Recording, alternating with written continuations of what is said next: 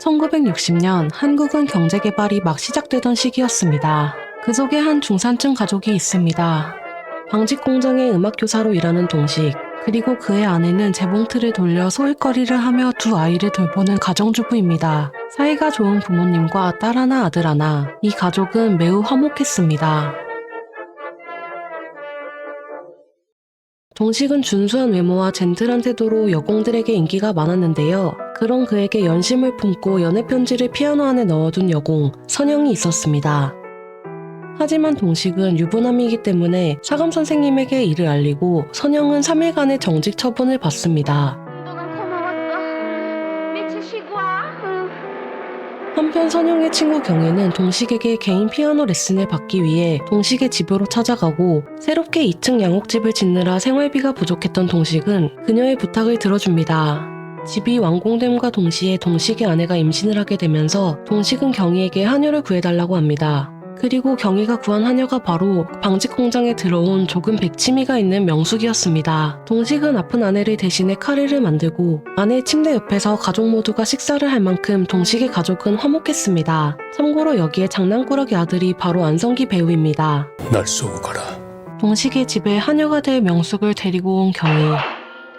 아니. 명숙은 쥐를 맨손으로 잡을 만큼 대담하고 거침없는 성격을 가지고 있었죠. 이는 나중에 어떤 파괴적인 행동을 할 수 있다는 것을 암시하기도 합니다.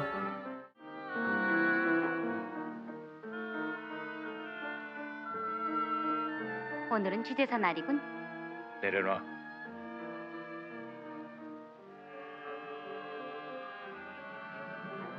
이리 나와. 동식의 집에 숙식하녀로 들어오게 된 명숙은 2층 피아노방 옆에 작은 방을 배정받습니다. 그 방은 테라스를 통해 피아노 방으로 왔다 갔다 할 수 있었죠.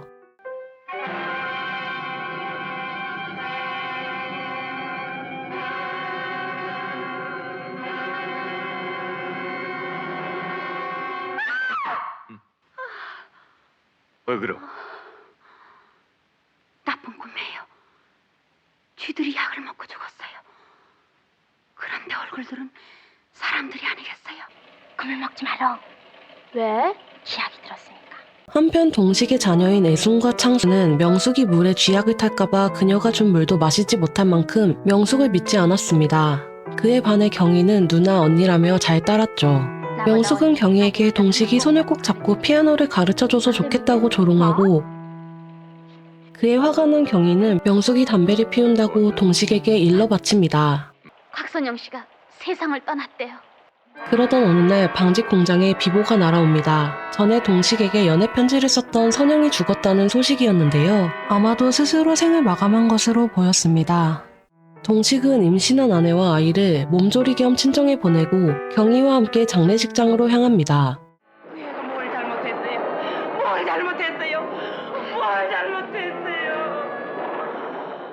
선영의 어머니는 왜 공장에서 선영을 내쫓았냐며 동식에게 화를 내고 동식과 경희는 쫓기듯이 떠나게 됩니다.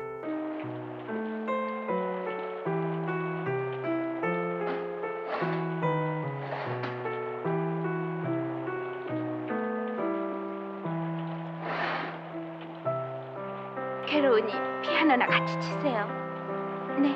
죄책감에 괴로워하는 동식에게 같이 피아노를 치자고 하는 경희.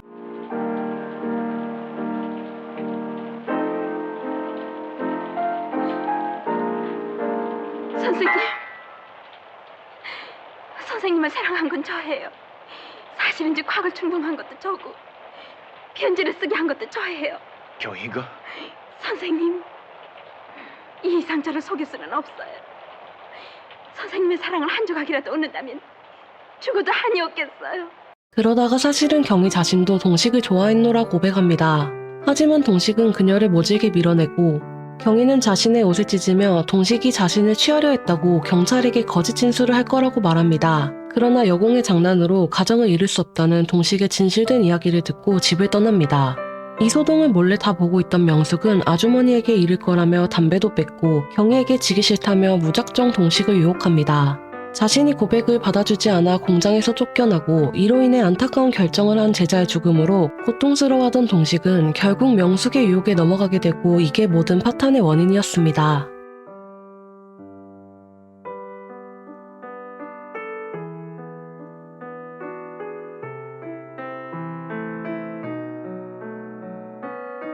3개월이 지나고 명숙은 아이를 가진 것을 깨닫습니다. 애를 낳겠으니 자리를 마련해달라고 동식에게 말하고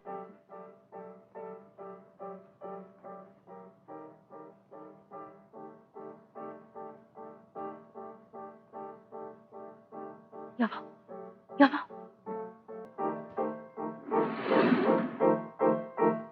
밤중에 미쳤어? 뱃속에 당신 애가 깨서 잠을 안 자요. 어떡하시겠어요? 한 집에 두 어린애를 보시겠어요? 명숙과 하룻밤을 보낸 것에 대해 계속 괴로워하던 동식은 결국 아내에게 모든 걸 털어놓게 됩니다. 애 아버지한테 들었어. 내가 태중에 있다는 걸. 나가라면 나가겠어요. 전에 있던 숙사에 가서 여공들한테 선생님의 애를 가졌다면 매겨는 줄 거예요. 난 너를 귀여운 동생처럼 생각해왔어. 전 아주머니 하라는 대로 하겠어요. 전 아주머니를 괴롭히고 싶진 않아요. 그럼 이렇게 해줘. 동식의 처는 명숙을 설득하여 아이를 낙태하도록 합니다. 아이를 통해서 집안에서의 자신의 입지를 유지하려던 명숙은 극도의 두려움과 절망 속에서 그 제안을 받아들입니다. 이는 어떻게 보면 중산층의 압력에 의해 파괴되고 억눌리는 모습이라고 볼 수도 있겠네요. 여보, 가만 보고만 있게요. 못 가요. 당신 애가 죽었어요. 아주머니가 하라는 대로 했어요. 난 죽어. 난 죽어. 못 가요. 못 가. 계단에서 떨어진 명숙은 결국 아이를 유산하게 되었지만 수고하셨습니다. 어서 오세요. 애기 아버지시죠? 닮았군요. 내가요? 아니에요. 애기가요.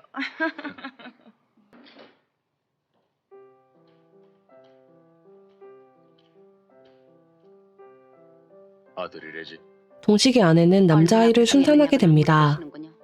미안해. 너무 기뻐서. 만사가 우리 생각대로 돼 나가나 봐요. 자신의 아이를 잃었다는 절망감과 화목한 가정 안에서 철저히 외부인으로 존재하며 느끼는 고립감은 명숙을 점점 더 폭력적이고 표독스럽게 만들었습니다. 이 미친 거사, 나가서 물이나 떠와. 목이 말라.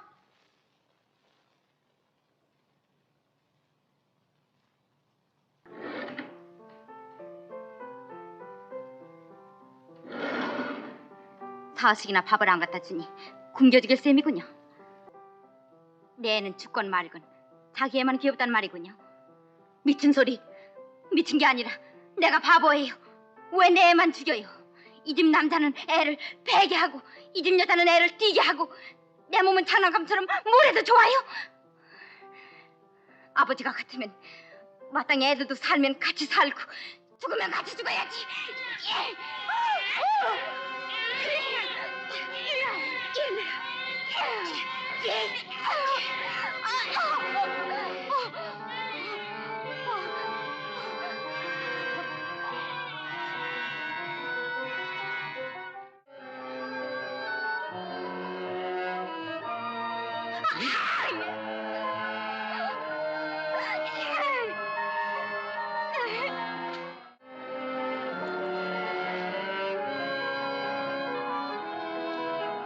한편 천장에서 쥐약을 발견한 명숙. 그걸 먹지 마라.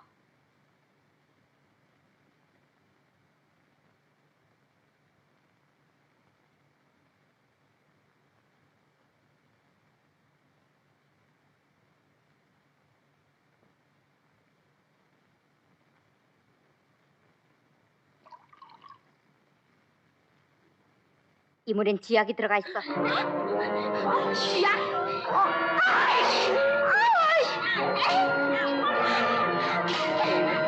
이제 죽어. 아버지한테 가 일러. 창순아! 아버지! 창순아! 내가 먹인 건 수돗물이야. 그러면 거짓말했어. 다 너희 부모한테서 배운 거야. 명숙은 창순의 물에 쥐약을 탔다며 거짓말을 하고 그에 놀란 창순이 계단에서 떨어져 사망하고 맙니다. 동식은 명숙을 경찰에 신고하려고 하지만 동식의 아내는 이 일이 세상에 알려지면 동식이 공장에서 잘릴 것이 뻔하다고 살 사람은 살자며 경찰에 신고하는 것을 말립니다. 하지만 명숙은 오히려 자신이 밖에 나가서 이 사실을 떠들겠다고 동식의 가족을 협박합니다. 돈을 달래면 돈을 주고 옷을 달래면 옷을 주고 난 애 아버지를 줬으면 좋겠어. 이에 달라고 하는 걸 다 주겠다는 동식의 처에게 애아버지를 줬으면 좋겠다고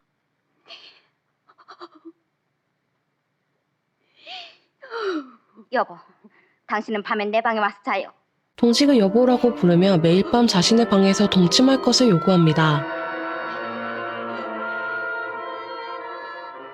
무서워 혼자 못 자겠어요. 나를 어떡하란 말이야? 내 옆에 와 자기로 했죠. 사람을 죽인 여자 옆에서 어떻게 자? 나도 2층에서 혼자 못 자겠어요. 경찰에 가 자는 게 낫지.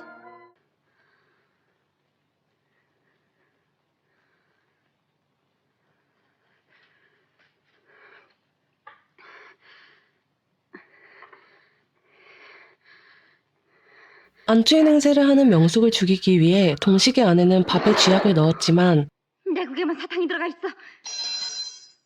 바꿔 먹을까? 놔둬요. 내 국엔 쥐약이 들어가 있는 무슨 거예요. 소리? 날 죽이려고 쥐약을 쳤지? 응? 내년도 이젠 사람을 죽이게 꿈됐니? 명숙이 쥐약과 사탕물을 바꾸는 바람에 실패하고 맙니다. 이 실패로 명숙이 협박할 여지를 하나 더 줘버리고 만 것이죠. 장녀인 애순도 명숙이 숨긴 쥐약을 찾기 위해 2층 피아노 방을 다 뒤져보지만 이 시도도 실패하고 맙니다. 먹어. 먹어. 동식의 가족은 하녀가 쥐약으로 자신들을 죽일 수 있다는 공포감에 사로잡혀 제대로 된 일상생활을 할 수 없었죠.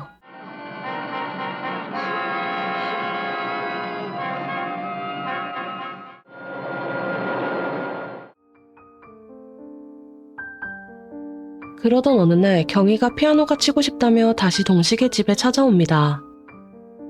이해를 내보내세요. 명숙은 경희에 대한 질투심과 집에 대한 지배욕으로 경희를 칼로 찔러버립니다. 경희는 칼로 찔린 채 도망가고 경희! 이젠 다 틀렸어.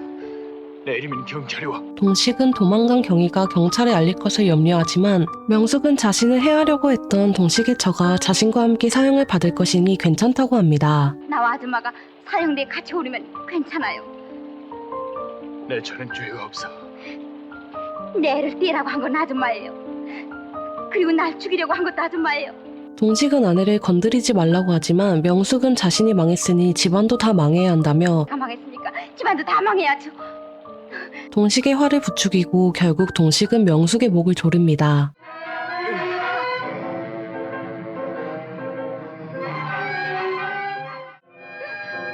내가 죽기를 원한다면 죽겠어요.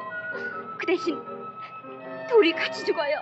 이에 명숙은 자신이 죽길 바란다면 동식도 함께 죽어줄 것을 요구합니다. 그리고 동식과 명숙은 쥐약을 탄 물을 마시고 하늘에 올라가면 하느님더러 주리를 서서 결혼식이나 해달라야겠어요. 명숙은 죽어서 저승에가 영원히 동식을 가지겠노라 하지만 명숙을 한 번도 사랑한 적이 없던 동식은 자신의 영혼까진 가질 수 없다며 명숙의 곁을 떠나고자 합니다. 이젠 영원히 당신은 내 거예요. 난 이젠 너 하는 대로 다 했고 또 나와 같이 죽기로 했었어.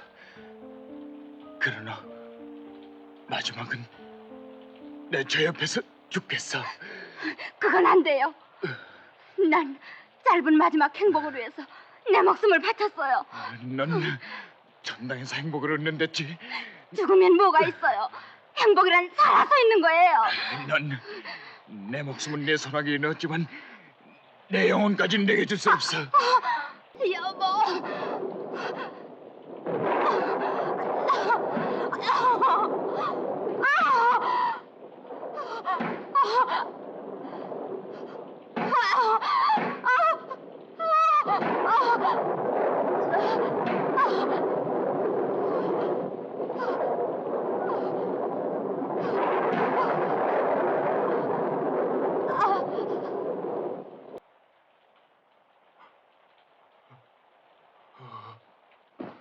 그리고 아내의 곁으로 가 생을 마감합니다.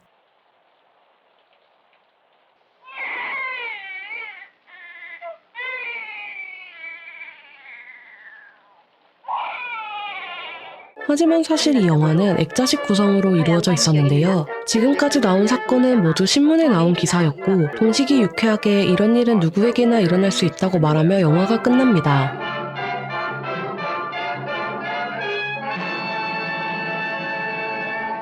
하녀는 김기영 감독이 제작한 영화로 한국 최초의 공포영화입니다. 하녀는 초자연적 현상이나 피가 난무하는 요즘의 공포 영화와는 다르지만 심리적 긴장과 인간의 본성에 대한 통찰을 통해 깊은 공포를 선사하고 있습니다. 김기영 감독은 이 작품을 통해 단순한 공포를 넘어 중산층 가정의 위선, 욕망, 파열을 그리고자 했는데요. 하녀인 명숙은 단순히 악역이 아니라 당시 사회 구조와 계급 간의 긴장을 상징한다고도 볼 수 있습니다. 그리고 마지막 씬에서 강렬한 인상을 주고 영화 곳곳에서 나온 계단은 특히 중요한 상징으로 위로 올라갈수록 더 불안정한 권력 관계를 암시합니다. 결말 부분에 명숙이 계단에서 사망하는 것은 그녀가 갈망했던 권력에 도달하지 못하고 화멸에 이르는 운명을 상징한다고도 볼 수 있겠네요. 마지막 결말 부분이 매우 허무하게 느껴질 수 있는데요. 이 부분은 원래 없는 부분이지만 상영회 때 극장주들의 반발로 인해 어쩔 수 없이 액자식 구성으로 엔딩을 급조한 것이며 김기영 감독은 이를 늘 후회했다고 합니다. 하녀는 2010년 임상수 감독이 리메이크를 하기도 했는데요. 원작이 가진 특유의 불편함과 긴장감은 독보적이라고 생각됩니다. 여러분은 이 작품을 어떻게 보셨나요? 오늘의 호러 테이프, 하녀였습니다.